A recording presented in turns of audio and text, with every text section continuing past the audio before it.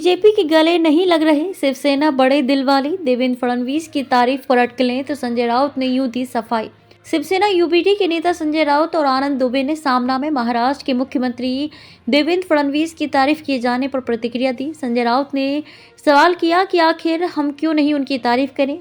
वहीं दुबे ने कहा कि तारीफ पर किसी के पेट में दर्द नहीं होना चाहिए। संजय राउत ने पत्रकारों से बातचीत करते हुए कहा कि इस बात को खारिज नहीं किया जा सकता है कि राजनीति में आलोचना जरूरी है, लेकिन जब कोई अच्छा काम करता है तो निश्चित तौर पर हमें उसके कार्यों का भी जिक्र जरूर करना चाहिए। संजय राउत ने कहा, महाराष्ट्र के मुख्यमंत्री देवेंद्र फडणवीस की आलोचना राजनीतिक मतभेदों के कारण स्वाभाविक है, लेकिन जब उन्होंने राज्य की कानून व्यवस्था और सामाजिक समरसता के लिए अच्छे कदम उठाए हैं तो उन प्रयासों की सराहना भी की जानी चाहिए। ये शिवसेना का भी दृष्टिकोण है जो बाला साहेब ठाकरे की विचारधारा पर आधारित है।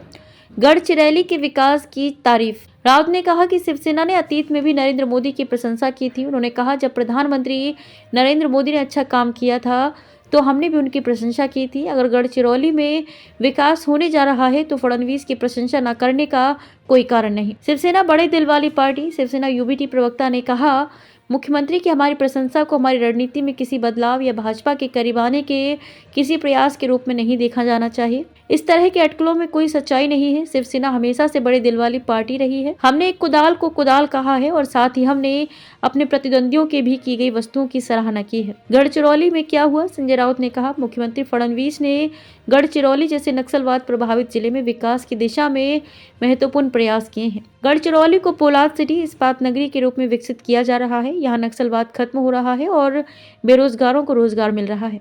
ये राज्य के हित में है और इसके लिए फडणवीस की प्रशंसा की जानी चाहिए। इसके अलावा 10 खतरनाक नक्सलियों ने आत्मसमर्पण कर संविधान को अपनाया, जो हर मराठी और भारतीय के लिए गर्व की बात है। संजय राउत ने मराठी भाषा को लेकर भी अपनी बात रखी। उन्होंने कहा, महाराष्ट्र में मराठी भाषा की अहमियत को लेकर भारतीय जनता पार्टी को जिम्मेदारी लेनी चाहिए।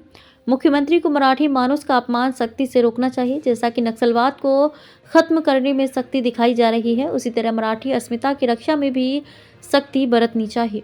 उन्होंने कश्मीर का नाम बदलने पर कहा कि कश्मीर का नाम बदलने के बारे में अधिक बात करने की जरूरत नहीं है, क्योंकि नाम बदलने से कोई खास बदलाव नहीं होता है।